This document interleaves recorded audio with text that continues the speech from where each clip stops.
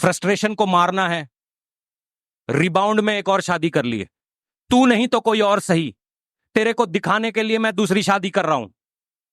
कर लीजिए। अगले दिन इंस्टाग्राम पे फोटो और भंगड़े पाते हुए, तौबा तौबा। 1 महीने रुको, शादी से तौबा तौबा हो गई, क्योंकि आपने फ्रस्ट्रेशन में शादी की। परमेश्वर से पूछा नहीं, हमने फ्रस्ट्रेशन में शादी की, क्योंकि हमारे दिल के अंदर फ्रस्ट्रेशन आ गई, यार वो कैसे मुझे छोड़ के जा सकती है, कैसे वो मुझे वो कर सकती है। पहले पैग लगा लिए और फिर शादी कर ली। जो मिली, नाम भी नहीं पता, पूछा भी नहीं, मम्मी ये तेरी बहू है ना, दस मैनू नहीं पता, रास्ते में घूम रही थी मैं ले आया। बस स्टैंड खड़ी थी, ऐसी ऐसी कहानियां होती, बस स्टैंड पे खड़ी थी, मैं तेरी बहू ले आया। पूछ तो सही, भरा है कौन, प्यो कौन है दा, ताड़ी बहू बस स्टैंड से लब्बी आ। फ्रस्ट्रेशन, फ्रस्ट्रेशन में लोग अपनी जिंदगी, ऐसे फ्रस्ट्रेशन में की हुई शादियां फ्रस्ट्रेशन में ही खत्म होती हैं। लोग फ्रस्ट्रेशन में गाड़ियां खरीद लेते हैं, मोबाइल खरीद लेते हैं। लोगों ने, क्योंकि अंदर ही अंदर ये फ्रस्ट्रेशन थी, परमेश्वर तू मेरे लिए कुछ नहीं कर रहा, तू मेरे कुछ नहीं कर रहा, तो मैं क्या करूं, अपने लिए 2 लाख रुपए का मोबाइल खरीद लिया, जिसकी किस्त 25,000 है और मेरी तनख्वाह 15,000 है। दो अब। उस समय तो 4 दिन आप मोबाइल के साथ सोए, हाय हाय हाय हाय हाय हाय। लोगों को दिखाया वो मोबाइल, हो देखो मेरा आईफोन, कौन सा वाला चल रहा है भाई अभी? हाँ हाँ, जो भी है, 15, 16, 17 दिखाया जी, ये देखो। लोगों ने भी बोला वाह, आप छाती पे लगा के 4 रात सो भी गए, कुछ नहीं हुआ। आपकी जिंदगी वहीं की वहीं, फ्रस्ट्रेशन, और कीमत चुका रहे हैं कोई और।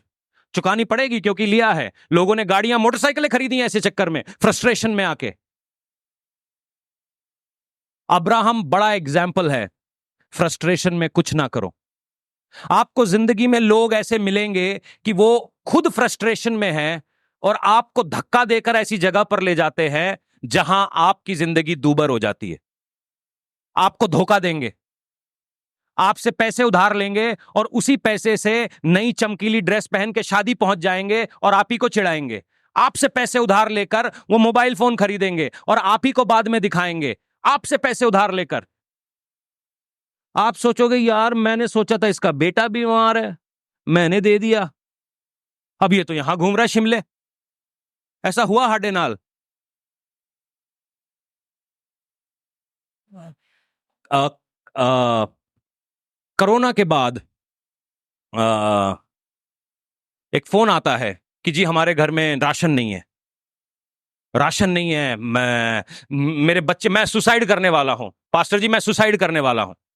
मैं क्या यार, सुसाइड ना कर, मैं राशन पहुंचा देना, या नहीं नहीं नहीं, मैं आज ही चाहिए मुझे राशन। मैं क्या, रुक होली होली रुक, कर देना तेरा इंतजाम, करता हूं। तो फोन आया था दिल्ली से, तो मैं अपने एक प्राणु भेजा, मैं क्या तू जा देख प्रॉब्लम की है।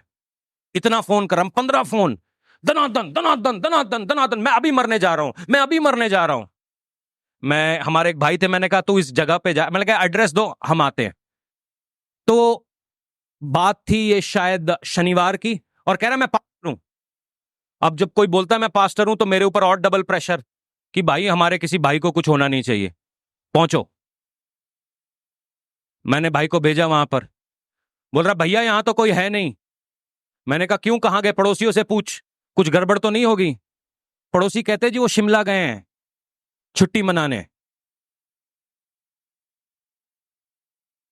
मैं शिमले में किसी को फोन किया, मैंने पता किया है कहां पे, शिमले से एक बंदा भेजा मैंने कहा भाई साहब वो पास्टर जी आपके घर गए थे, वहां पर आप होने यहां क्या कर रहे हो?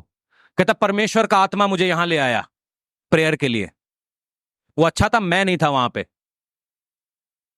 नहीं तो वहीं से सेवा करते करते दिल्ली तक लेके आता। लोग आपको फ्रस्ट्रेट कर देते हैं, मेरे घर में इतनी तकलीफ है।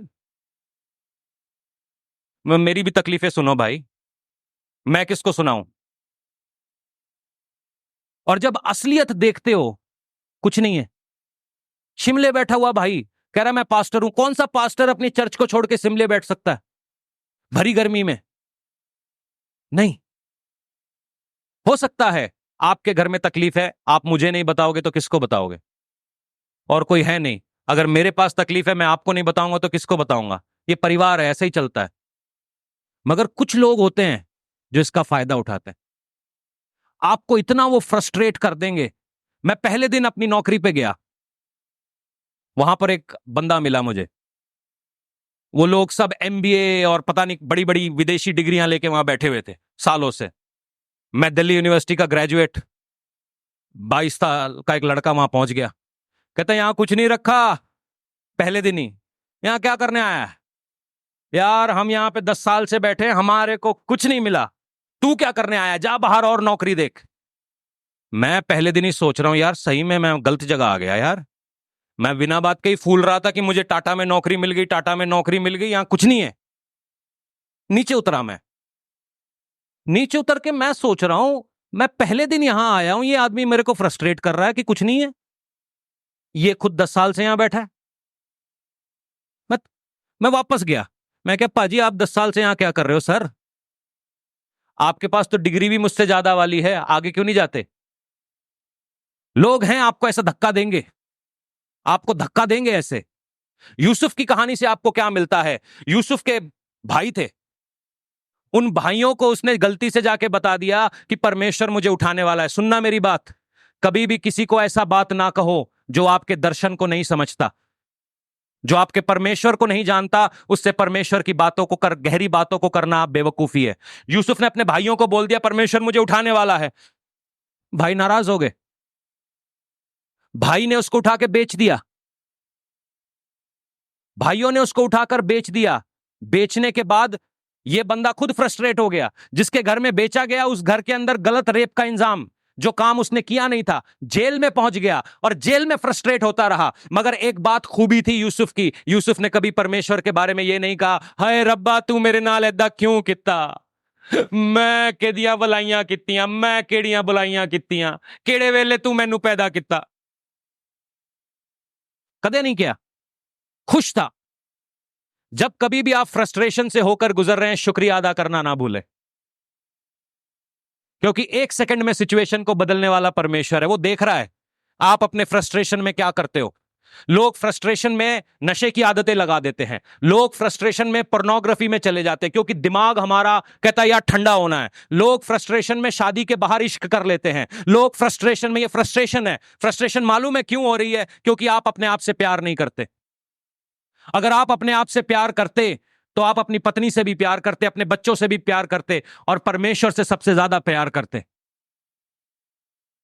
खुद ही अपने आप से नफरत करने लगता आदमी, क्योंकि कुछ कमियां कहीं ना कहीं पड़ रही हैं और उस कमियों को कैसे पूरा करना है? शायद नशा पूरा कर दे, शायद मेरी गर्लफ्रेंड पूरा कर दे, शायद पैसा पूरा कर दे, गाड़ी पूरा कर दे, घर पूरा कर दे। मगर आज मैं आपको बताता हूं, आप कितनी कोशिश कर लो, जब तक आप परमेश्वर के हाथ में अपने जीवन को ना दोगे, ये फ्रस्ट्रेशन हटने वाली नहीं है।